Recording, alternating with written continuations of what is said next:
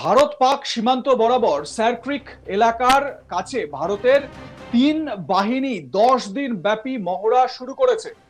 30শে October থেকে 10ই November পর্যন্ত এই মহড়া চলছে, যার পোশাকি নাম অপারেশন ত্রিশূল। এই অপারেশনের জন্য আগেই নোটাম জারি করেছিল ভারতীয় সেনা। ভারতের পাল্টা পাকিস্তানও একাধিক নোটাম জারি করেছে। আর্মি, নেভি ও এয়ারফোর্সের একসঙ্গে মহড়াকে সামনে রেখে এই নোটাম জারি করা হয়েছে। এরই মধ্যে এক অদ্ভুত দাবি করেছেন পাকিস্তানের এক মন্ত্রী। তার দাবি, সম্প্রতি এক মৎস্যজীবীকে চরবৃত্তির অভিযোগে ধরা হয়েছে।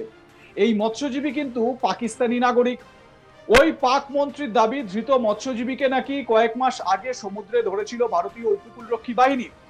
এরপর তাকে নাকি টোপ দেওয়া হয়, সে যদি পাকিস্তানের বিরুদ্ধে ভারতের হয়ে চরবৃত্তি করে তাহলে তাকে ছেড়ে দেওয়া হবে।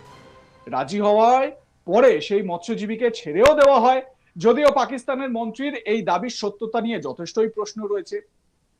আসলে পাকি মন্ত, তাদের কথাবার্তার কোনো ঠিক ঠিকানা নেই। এবারে আসি পাকিস্তানের কোন মন্ত্রী এই দাবি করেছেন সেই কথায়। পাকিস্তানের এই মন্ত্রীর নাম আতাউল্লাহ তারার।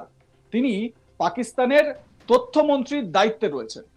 পাক তথ্যমন্ত্রী আতিউল্লাহ তারার একটি সাংবাদিক সম্মেলন করে দাবি করেন, ভারতীয় ইন্টেলিজেন্সের হয়ে কাজ করা পাকিস্তানি এক মৎস্যজীবীকে ধরেছে তারা। ধৃতের নাম এজাজ মোল্লা। আতাউল্লাহ তারার অভিযোগ করেন, ধৃত মৎস্যজীবী এজাজকে নাকি কয়েক মাস আগে ভারতীয় উপকূলরক্ষী বাহিনী ধরেছিল সমুদ্রে। তারপর তাকে গুপ্তচর বৃত্তির টোপ দিয়ে ছেড়েও দেয়। এইটা হচ্ছে গিয়ে পাক মন্ত্রীর অভিযোগ। তিনি বলেন, তাদের এই ঘৃণ্য পরিকল্পনা বাস্তবায়নের জন্য এবং তাদের অভিযানের অংশ হিসেবে সম্প্রতি আমরা একটি বড় সাফল্য পেয়েছি, যেখানে পাকিস্তানি আইন প্রয়োগকারী সংস্থাগুলি এজাজ মোল্লা নামে একজন সাধারণ জেলেকে গ্রেপ্তার করেছে, যিনি আগে গভীর সমুদ্রে মাছ ধরতে যেতেন। এই বছরের সেপ্টেম্বরে যখন তিনি গভীর সমুদ্রে মাছ ধরতে বের হন, তখন তাকে ভারতীয় উপকূলরক্ষী বাহিনী গ্রেপ্তার করে এবং এই গ্রেপ্তারের পর তাকে একটি অজ্ঞাত স্থানে নিয়ে যাওয়া হয় এবং তাকে জোর করে আটক করতে বাধ্য করা হয়। তাকে টোপ দেওয়া হয় যে তাকে ক্ষতিপূরণ দেওয়া হবে এবং যদি সে তা না করে তবে তাকে 2 থেকে 3 বছর কারাবাসে থাকতে হবে। শর্তে রাজি হলে এরপর এজাজ মোল্লা নামে ওই সাধারণ জেলেকে অবশেষে ভারতীয় গোয়েন্দা সংস্থা মুক্তি দেয় এবং ভারতীয় গোয়েন্দা সংস্থার জন্য কিছু জিনিসপত্র সংগ্রহের জন্য পাকিস্তানে পাঠানো হয়, যার মধ্যে রয়েছে পাকিস্তান নৌবাহিনীর ইউনিফর্ম, পাকিস্তান সেনাবাহিনীর ইউনিফর্ম এবং সিন্ধু রেঞ্জার্সের ইউনিফর্ম। পাক মন্ত্রী এই রকম অভিযোগ করে দিচ্ছেন। আতাউল্লাহ তারার তিনি কি অভিযোগ করেছেন শোনাবো তার বক্তব্য। In furtherance of their nefarious designs and as part of their campaign, recently we've had a big success in which Pakistani law enforcement agencies have apprehended a common fisherman by the name of Ijaz Mala, who used to go fishing in the high seas. And in September this year, when he was out fishing in the high seas, he was arrested by the Indian Coast Guard. And after this arrest, he was taken to an undisclosed location and he was coerced and forced to do some tasks for the Indian intelligence agency. He was given greed that he would be compensated and that if he did not comply, he would have to stay imprisoned for 2 to 3 years. So this common fisherman by the name of Ijaz Mala was eventually released by the Indian intelligence agency and was sent to Pakistan on a task to procure certain things for the Indian intelligence agency, which included uniforms of Pakistan Navy, uniforms of Pakistan Army, and uniforms of Sindh Rangers. শোনালাম আপনাদের পাক মন্ত্রীর বক্তব্য। ভারত ও পাকিস্তান উভয় দেশেই তো spy ধরা পড়ে বা চোররা ধরা পড়ে।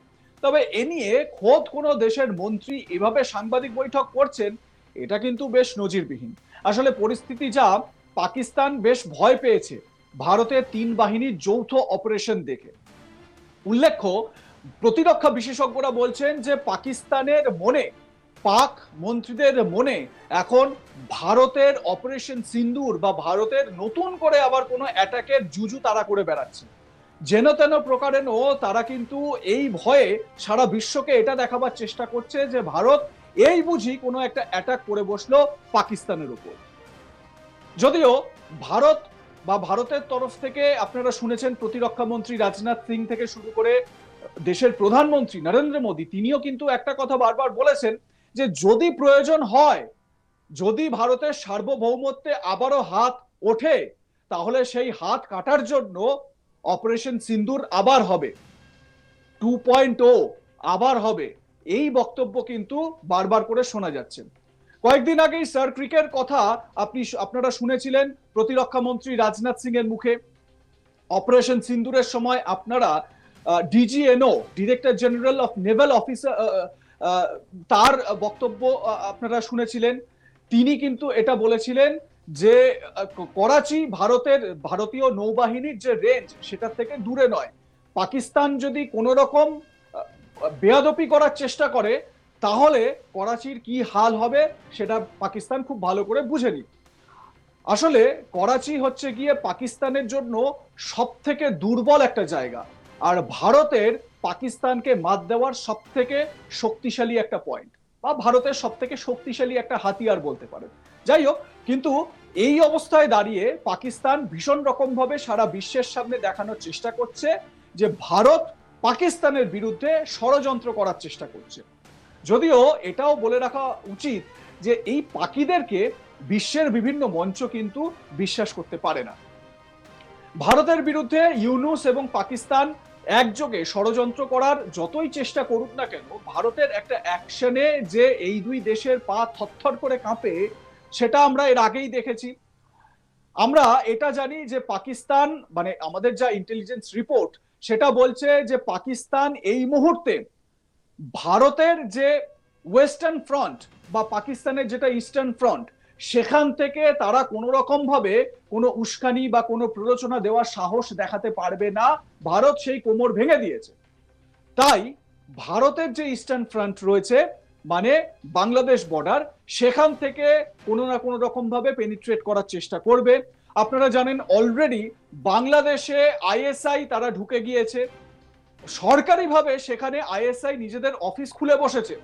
বিভিন্ন প্রতিরক্ষা বিশেষজ্ঞরা, প্রাক্তন সেনা কর্তারা, তাদের কাছে তো এই সমস্ত ইনফরমেশন আসছে। যতই চেষ্টা করুক, ভারত নিজের জায়গায় কিন্তু স্ট্যান্ড টল, কোনোভাবেই কিন্তু ভারতকে নড়ানো যাবে না, দমানো যাবে না।